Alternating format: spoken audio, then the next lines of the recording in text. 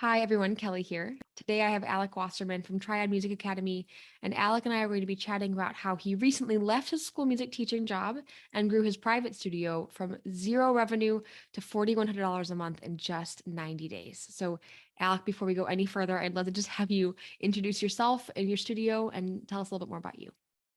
Well, hi everyone. My name is Alek Wasserman. I'm a piano teacher in Winston-Salem, North Carolina. I had been previously working three jobs. I was teaching general music and middle school, we'll call it music technology, at a charter school in Lexington, North Carolina.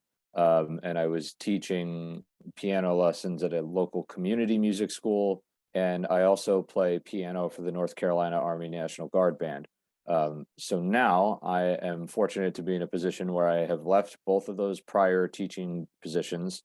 I work for myself, and my only other work other than being for myself is working for Uncle Sam.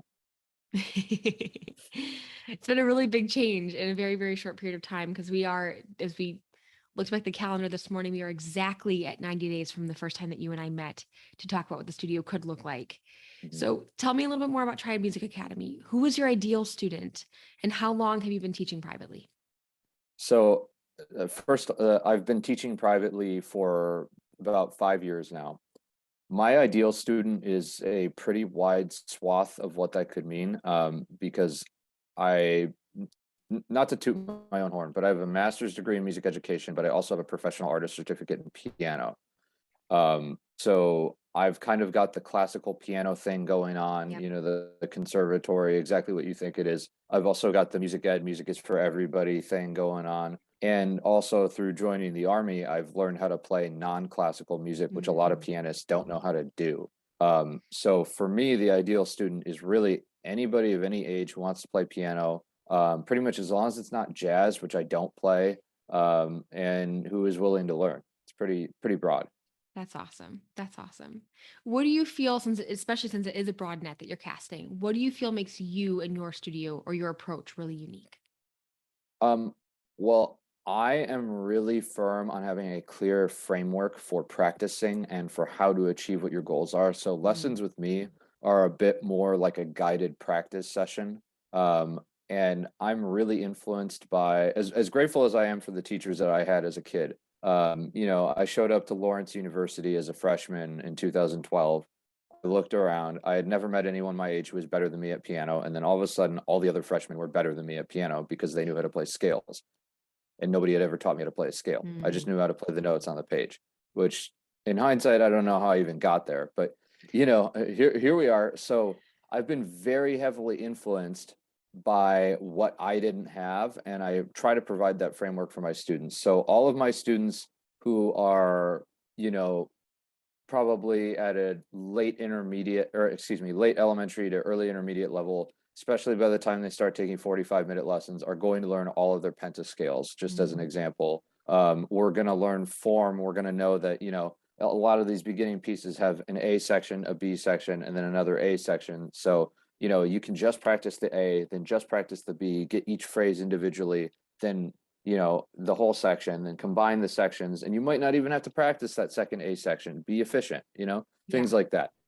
Absolutely. So just a really, and here you keep talking about the efficiency, but a really holistic approach to practicing and understanding the music so that it's not just playing through it, but really understanding what they're playing and how they're trying to achieve that goal. Right. That's awesome. Yeah. In my opinion, there is no reason that a 9-year-old student with a 45-minute lesson can't get all of the same ideas Mm. at their level that, we got when we went to music school. Why Yeah. does that have to start when you're in college? Yeah, I totally agree. Totally understand.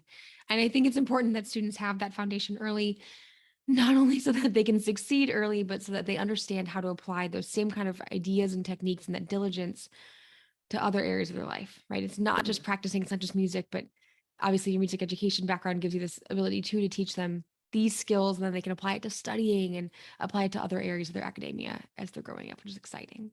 Mhm. Speaking of your music teaching, let's go back 3 months. You were still working for the music school, you were teaching for the community music school. Why did you want to start a private studio? What was the kind of driving force behind that?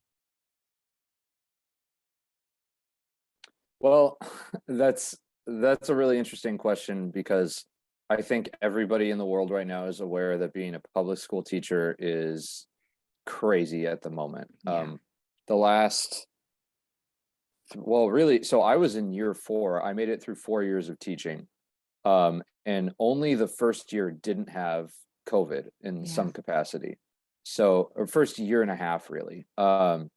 So the majority of my teaching career was in this space that was extremely radically different than what, you know, people like you or my age would have had when we were growing up. And not to mention also that I'm in North Carolina, which not I mean, not to ruffle any feathers, but North Carolina is one of the worst states to be a teacher in, just point blank. It is. The Mm. pay is ridiculous. The expectations are ridiculous. And you know, the lack of resources that you have here. And that's with having good people in charge in my case. Like I don't blame my school at all. It's a bigger picture battle that they're fighting. And Right. so what that created was a situation where I was completely overworked, underpaid, undervalued, even by people who were trying to do the right thing, you know. And it just wasn't sustainable anymore to work for. I mean, it got me thinking at a point, why do I have a master's degree in this? Why do I have a certificate beyond a master's degree in this? You know, to make less than $42,000 a year and then have to also go teach piano lessons and, you know, literally join the army in order to make ends meet. Right. And now I'm working significantly less hours. I'm only working Monday through Thursday, and my take home pay monthly is greater than it was.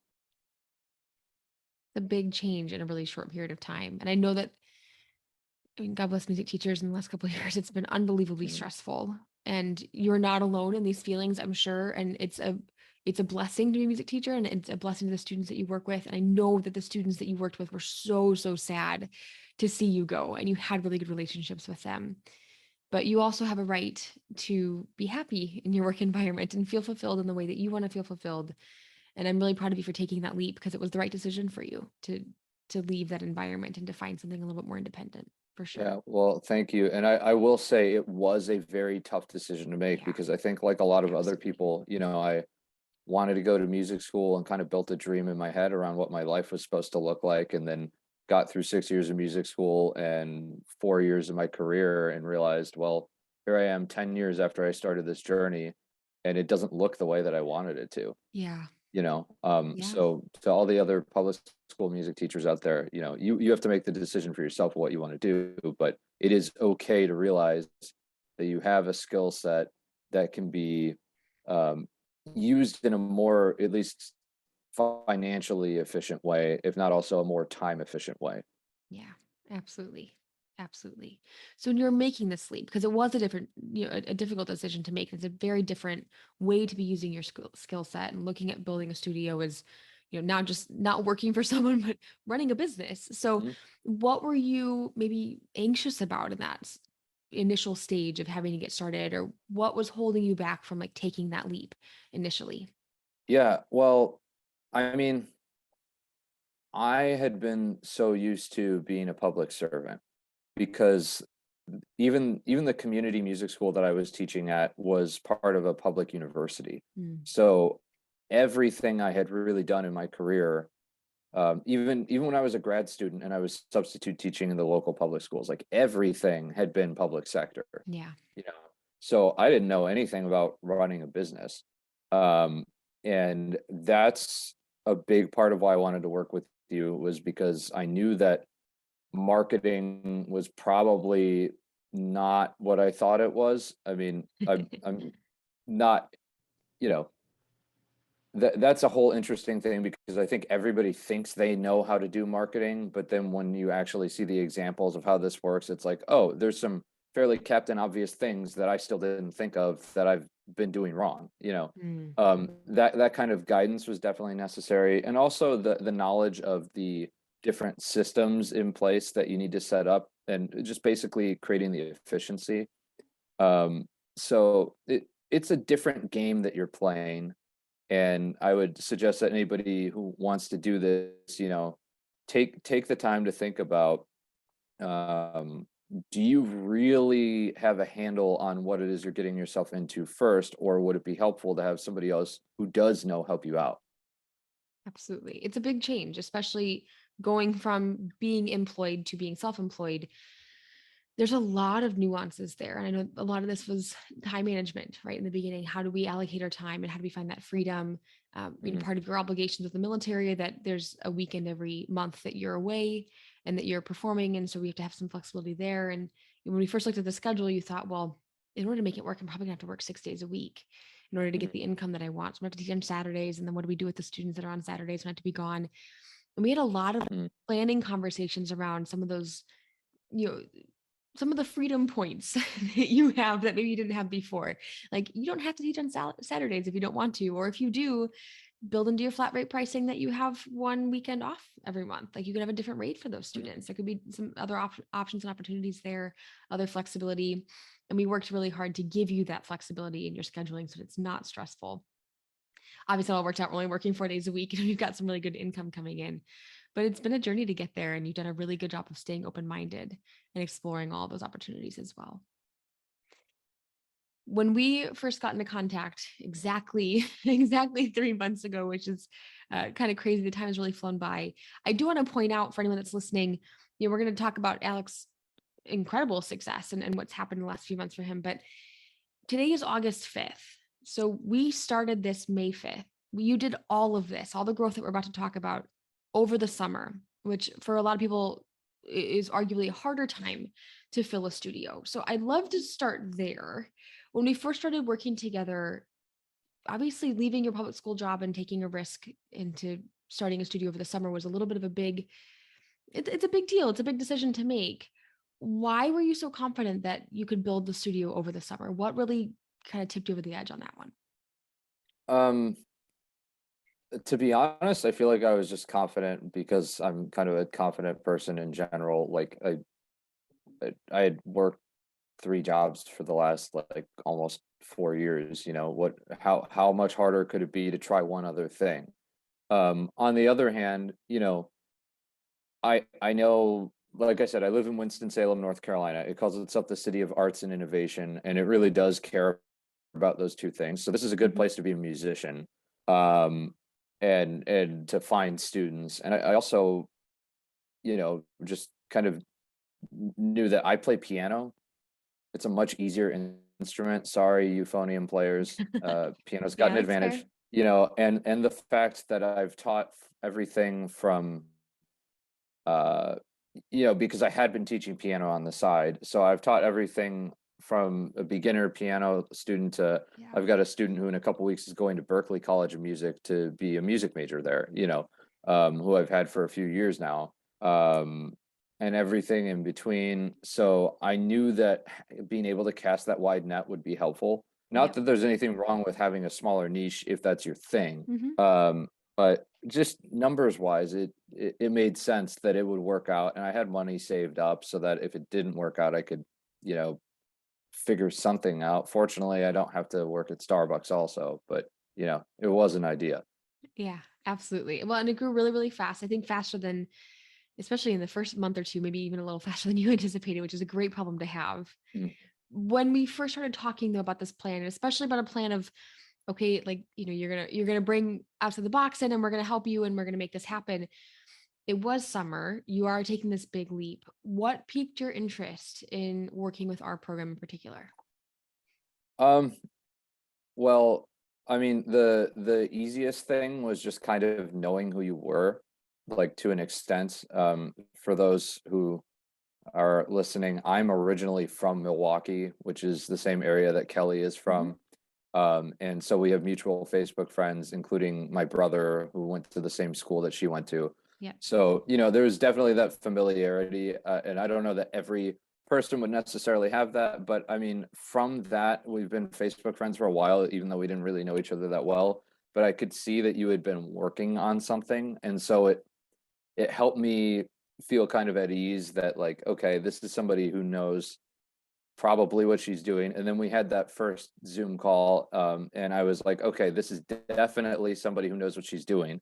It was all a matter of just kind of figuring out what the plan would look Mhm. like, and it all felt right when we were talking. So, That's awesome.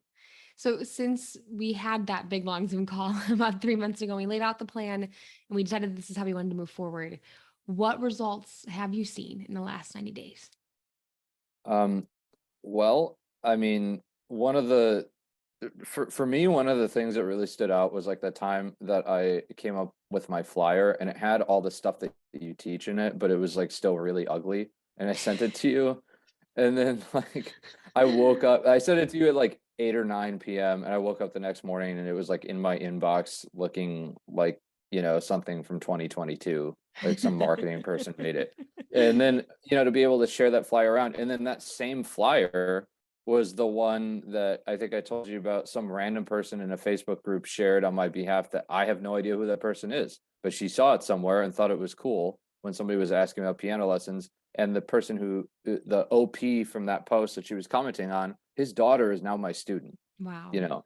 So that actually like tangibly worked exactly how it was Yeah. supposed to. And I think one of the things is, not every potential client that you're going to find is going to be a hit, but when it works so perfectly like that, it's really hard to forget about it. Yeah, absolutely. And it's exciting too because you've been self-promoting. We've done some third-party promotion. We've been doing a lot of community outreach, Mhm. a lot of, building your word of mouth over time so that it's not just you sharing your studio and you having to be active on social media all the time. You do a lot on Instagram and you're really active there. You do a great job, but that's not your sole focus is not posting on social media 24/7. We now have people in the community who know who you are and we're building up Mhm. those kind of referral networks so that you're getting word of mouth organically coming in all the time as well. The studio's grown a lot in the last few months. So we started with none, right? We had no private Mhm. students. We had some students at the community music school, but that was all. How many students do we have today actively enrolled in the studio? Right now there are 22. Yeah, that's fast. 22 in 3 months. That's exciting. And I know that we said at the very beginning, looking at September and the next billing cycle, that puts us at about $4,100 a month in revenue. Obviously, that didn't happen overnight. This is not a get quick rich kind of a program. You've put a lot of hard work Mhm. into growing the studio that much. So I know we took some time before the call today to kind of outline what that growth looks like. We started together in May. Our first Mhm. real income was in June. About how much, if you remember, did we bring in June from private teaching? I think it was 2000, 2100, something in that range. Awesome. It stayed pretty stable June and July. Obviously, July is also a really big month for you to be traveling with military ensembles and things too. So you had some time away. But then this month in August, it increased. I think we said about 3,000. Is that accurate? Um, 3000 pending a couple of checks that are in the Okay. mail from people who Awesome. didn't want to do electronic pay. But honestly, given some of the prospects that I have, I'd be surprised if it stays there. It will probably be higher. Awesome. So we're looking right now at 4,100 for September. That's probably increasing since we have more Mhm. students that are set to hopefully enroll. Mhm. What do you think has caused all this success? I mean, it's been a really fast growth to go from absolutely nothing to 4,100 in 3 months is massive. If someone's looking at this and thinking, gosh, like I would love for that to happen for me, what would you tell them has been maybe the key one or two things to your success? You know, I was thinking about that, and I think it's almost kind of related in a sense. You could relate it to like we all know somebody who is a fantastic artist who has never done anything in their career at all. Hmm. Whether that's a musician or a painter or whatever. And why is that? You can have the most talent in the world, but you're not presenting your product correctly, Mm. and people Yeah. are really not aware of um, how marketing truly works and how customer service truly works. And these are things people go to school for, right? Like it's not as simple as show up with a smile on your face. And so I think that personally, I believed in myself as having an asset of I knew I could teach a mean piano lesson. Like I had already learned how to do that. Um, 5 years of teaching piano lessons as sort of a side hustle, plus just tons of experience in the classroom Yeah. in a way that most piano teachers are not going to have. Um, but the issue was, okay, how do I translate this into something that mostly parents, but also adult students in this area are going to be attracted to, right? And so Mm, that's where combining my skill set with your knowledge comes into play to create something larger that has been successful. that's awesome. I know we've done a lot of outreach in your community and gotten you really involved in your community, and that's led to a lot of the success. So, we're talking about some of this marketing. I want to maybe break it down a little bit so someone's trying to figure out, "Oh, what is the marketing?" Like, what are you doing? So I know we spent a lot of time on social media, we kind of highlighted that, but Mhm. you've also been reaching out a lot to people in your community and trying to build up some of those relationships. So what has been maybe the biggest one or two sources of students for you to find these 22 new students in the last 3 months? Mhm. Well, creating the studio generated a lot of like renewed interest from previous students that I had had that maybe Mm, went a different way because of COVID or whatever the case may have been. So of the 22 that I have right now, I'm not exactly sure what the number is, but a good chunk are people that I knew before I started my studio that obviously were not Triad Music Academy students. awesome. So that's definitely been helpful, but And I some would say the personal majority. connections too. I mean, posting on personal social media and things to people that you knew, Yeah. friend of a friend of a friend, kind of that stuff too. We had Yeah, all of yeah, those. that stuff has definitely also happened. Awesome. So I mean, but probably the majority are brand new students who came from a variety of different sources, like some of the stuff that Isaac teaches about how to make your website has really helped because I mean, if you think about the amount of money you spend on like going on Wix or Squarespace or whatever, and then you get like one student for a couple of months, it pays Yeah. for itself, right? And I've had more than one that came through like the inbox on my website, or that messaged me directly on Facebook, or I don't think I've had any DMs from Instagram specifically, which is funny because I had people like look at my Instagram and then message my website, but that works Hmm. too.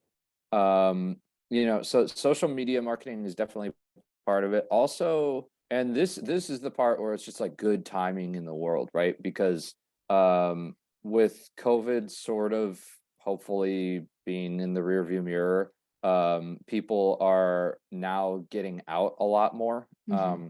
And so that's meant that I've had more opportunities to just go put myself out there in the community. Like Yeah. for example, for me personally, and this is just me, other people have different situations, but I've lived in Winston-Salem for 5 years.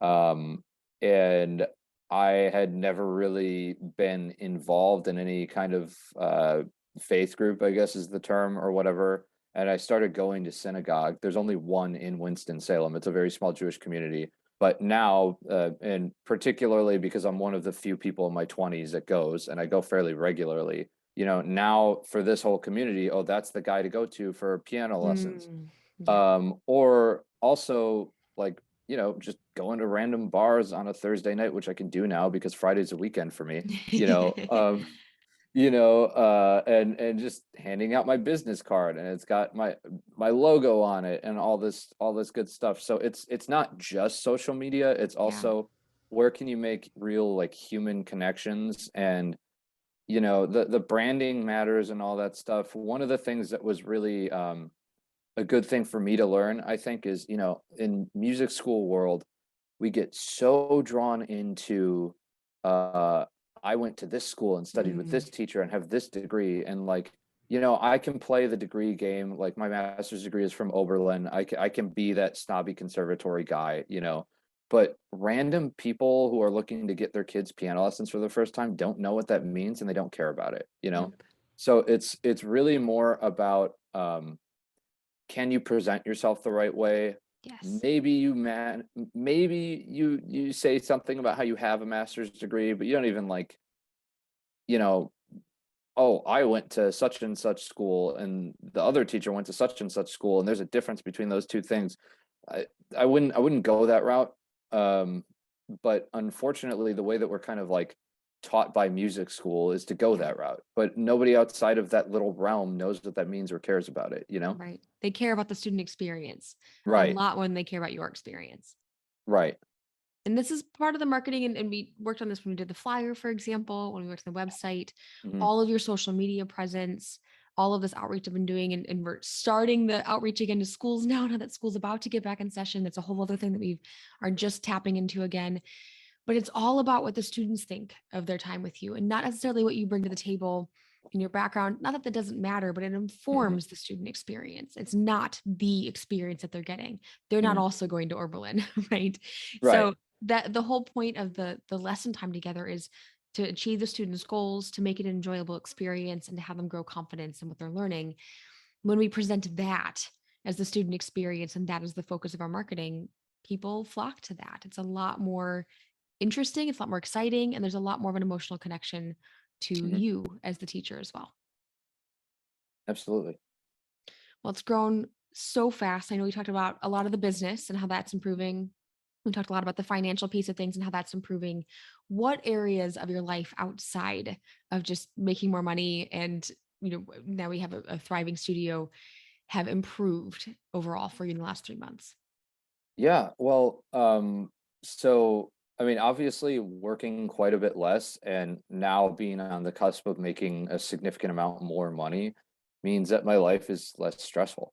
Mm. I'm about to move to a new apartment, which is why my background probably looks all crazy because I'm like halfway moved into a new apartment and halfway not. And it's gonna be downtown, which is really exciting because I am such a city slicker. Like I can't do anything other than that. And I have more time to work out. I actually broke my arm back in February Mm. before. Oh, I didn't Um, know that.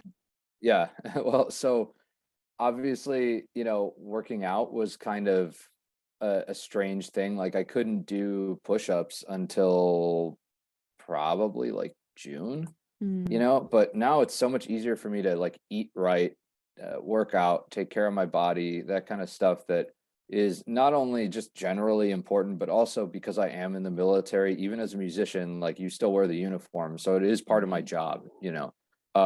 And it was really hard when I had to be at school at 7:15 each morning, come back. And I remember, so actually, I was having a conversation with one of my administrators right before I finished the school year, and she was kind of asking me, like, okay, how did you make this decision? Similar to our conversation, but from another vantage point. And I told her, you know what? I was teaching on a Wednesday, and Wednesday was our staff meeting day after school. So I was at school at 7:15 in the morning, and I didn't leave until like probably 4:30, and I only got to leave at 4:30 because they knew I had a second job where I needed to drive about Mm. 25 minutes to get to teaching the piano lessons after school, right? So they were cool with me leaving, which was great. Again, I feel like this administration that I had at my school did everything they could in their Yeah. power to be the right person, all that stuff. But then I show up at where I was teaching piano lessons, and I teach for a few hours, and then I've got a kid at the end who's like a 7 to 8 o'clock lesson or whatever, and he's going, going, going, and it hits 8 o'clock, and I'm like, all right, man, you did great, but like I got to go home. And he looks at me and asks, like, "What? You can't stay 5 more minutes? What's going on?" And I was like, and he's 17 or 18, so like he's old enough that I can talk to him like an adult. And I was like, I'm just gonna be honest with you. I started my workday like 13 hours ago. I haven't been home yet. I need to go home. Yeah. And that not only is a situation that I shouldn't have been in probably personally at all, but that also affected a student. Like, what is 5 more Right. minutes? Why can't I stay with this kid I've had for a few years for 5 more minutes? Why is it that stressful on a daily existence level? You know, Right. um, so that fortunately is not a problem that I foresee myself having at all anymore. And just spiritually, that feels good.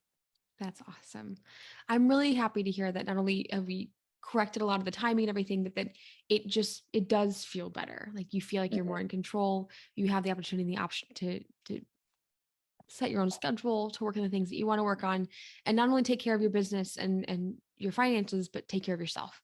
It's so important. And it absolutely is the first thing that gets neglected when we are juggling a lot or running in different directions. It's so hard for us to Mhm. make those changes.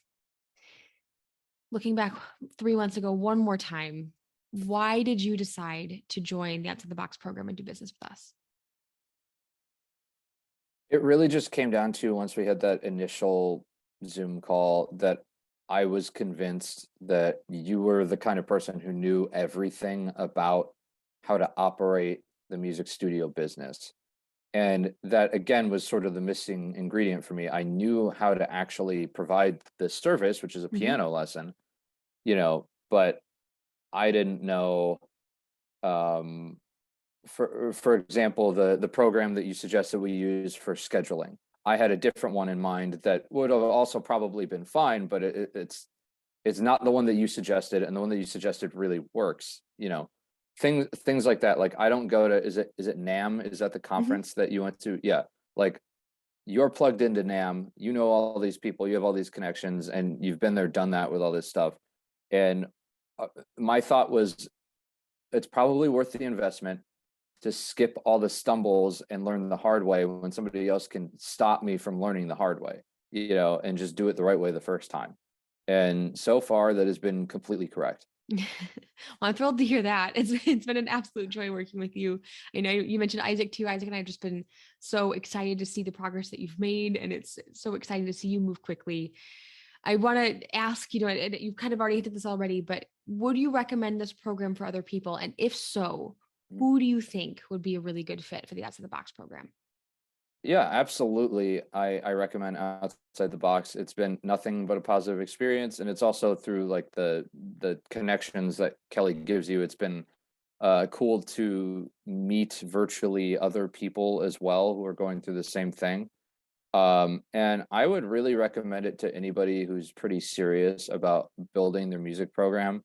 My vantage point was kind of specific because my music studio effectively didn't really exist before Outside the Box. I mean, I filed the DBA with the state of North Carolina maybe like 2 weeks before we came on board. Um, so technically I did, but I hadn't actually taught any lessons yet. I hadn't had any revenue, right?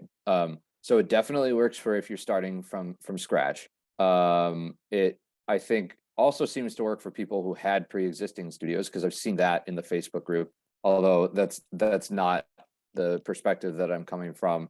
And definitely for all my fellow music ed public school teachers out there, this is a way that you can still do the thing that you love, Mm, which is teaching music and playing your instrument, and also not have, all the outside factors that come with teaching breathing down your neck.